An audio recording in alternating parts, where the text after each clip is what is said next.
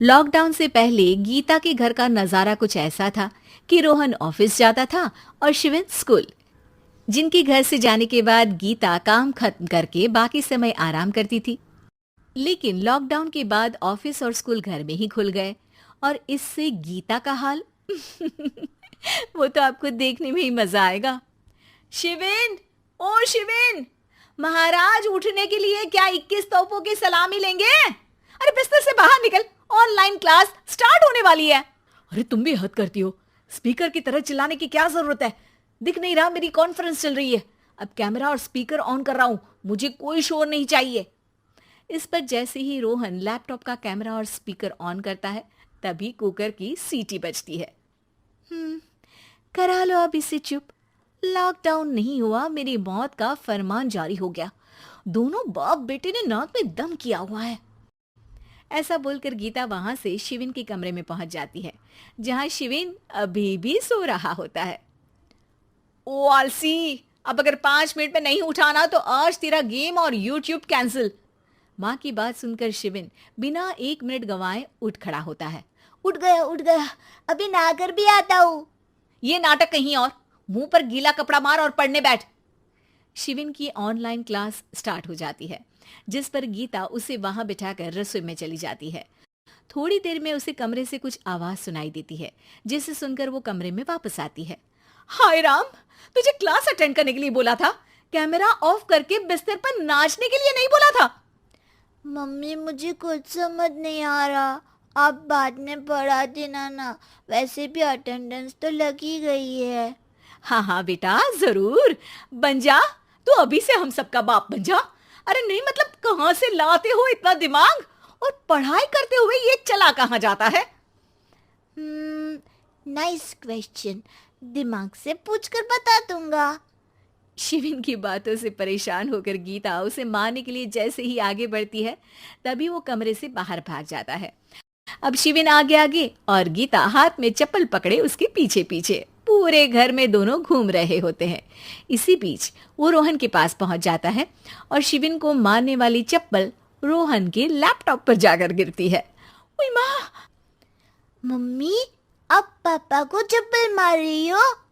वो आज तक के रिपोर्टर, चुपचाप जाकर क्लास अटेंड कर ले, नहीं तो अगली तेरे पीछे लगेगी। इस पर शिविन वहां से चला जाता है, जिसके बाद रोहन गीता से कहता है, इस सर्कस के लिए कुछ बोलना चाहोगी? अरे क्या करूं, जब से तुम दोनों घर में रहने लगे हो, घर अपने आप ही सर्कस बन गया है और मैं तुम्हारी नौकर। कभी बेटी को संभालो तो कभी बाप के नखरे उठाओ। इन्हीं सब उथल पुथल में दिन बीतते रहते हैं, जिसमें हर रोज घर के अंदर कुछ नया सियप्पा खड़ा मिलता है, जो ज्यादातर शिविन और रोहन की ऑनलाइन स्कूल और ऑफिस से रिलेटेड ही होता है। एक सुबह, शिविन चल उठ, आज की क्लास जल्दी है। कैमरा ऑफ करके आप अटेंड कर लो। अरे ऐसे छित्तर पड़ेंगे, दादी नानी सब एक साथ याद आ जाएंगी। गीता की लाख मशक्कतों के बाद क्लास तो खत्म हो जाती है, लेकिन उसके बाद शिविन फोन इस्तेमाल करते हुए इंस्टाग्राम रील बनाने लगता है। रसोड़े में कौन था? तुम थी, मैं थी, कौन था? कौन था? हाँ, मैं गरीब हूँ, मैं गरीब हूँ। अरे ओ गरीब के बेटे, आजा, मैं बनाती हूँ तुझे गरीब। मैं बताती हूँ रसोड़े में कौन था। पढ़ाई करने बोलो तो इनकी माँ मर जाती है, और ये पागलपंतियां जितनी मर्जी करा लो। गीता शिविन को डांट रही होती है, तभी रोहन बीच में बोल पड़ता है। अरे बच्चा ही तो है, इतना गुस्सा क्यों कर रही हो? बेटे का साथ देने की इसी एक कोशिश में अब शिविन के साथ साथ रोहन भी गीता के गुस्से की सूली पर चढ़ जाता है। अगर बेटे पर इतना ही प्यार आ रहा है तो इसे क्लास अटेंड क्यों नहीं कराते, इसका होमवर्क क्यों नहीं कराते? उस समय तो बहुत जल्दी मीटिंग आ जाती है, वो काम मैं करूं और यहाँ इस बेफिजुली की चीज में तरफदारी करके बन जाओ महान। हे भगवान, कोई तो इनके ऑफिस और स्कूल खुलवाओ, मैं इन्हें और घर में नहीं सह सकती। अरे कुछ और मांग लेती, क्योंकि तुम्हारी ये विश इस साल तो पूरी होने से रही, कोरोना। हाय नास पिटे ने जिंदगी ही बर्बाद कर दी। खाए कोई पचाए कोई, कल मुझे चुन चुन कर सबको मेरी बद्दुआ लगेगी। उन्होंने दुनिया का और इन बाप बेटे दोनों ने मेरा जीना मुश्किल कर दिया। गीता वहां से चली जाती है, जिसके बाद रोहन शिविन से कहता है, अरे तुम्हारी मम्मी इतनी भड़की हुई क्यों है? आपकी वजह से पूरा समय घर में रहते हो और उस पर कोई काम कराने की जगह बस ऑर्डर देते रहते हो। अच्छा बेटे, सारा इल्जाम मुझ पर, पूरा दिन तो वो तुम पर ही चिल्लाती है। हाँ, मतलब दोनों का 50-50 है, कुछ करना पड़ेगा। वो कहते ना, make the best out of worst. I have an idea.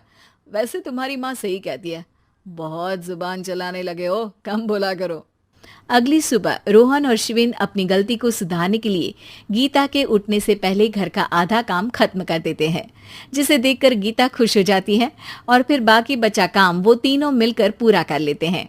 जिसके बाद अब वो सब मिल बांट कर हर काम में एक दूसरे की मदद करते हुए लॉकडाउन का मजा लेने लगते हैं।